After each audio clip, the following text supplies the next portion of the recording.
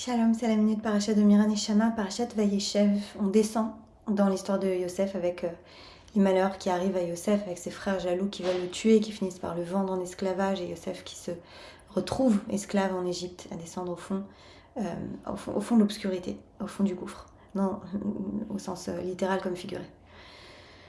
Et on est à une semaine de Hanouka, qui est la célébration d'une petite flamme, d'une petite lumière qui s'allume du fond de l'obscurité.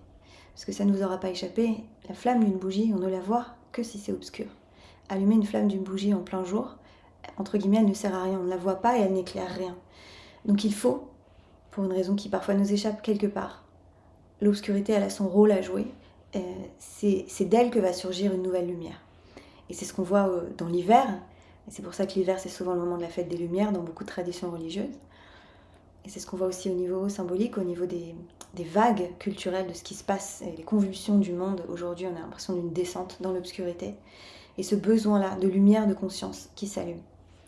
Et le Sfat Emet va convoquer Rashi, qui nous dit Yaakov représentait le feu Esh, et Yosef représentait la flamme, la Hava.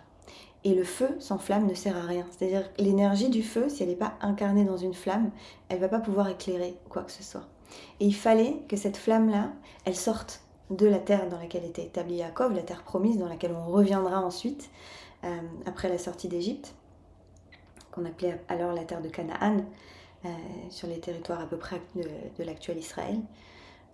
Il fallait qu'il y ait cette descente, cette sortie-là, pour que la flamme soit apportée ailleurs dans le monde. Et c'est vraiment le message de Hanouka, c'est-à-dire c'est vraiment l'idée d'allumer une lumière de soi pour qu'elle soit donnée au monde.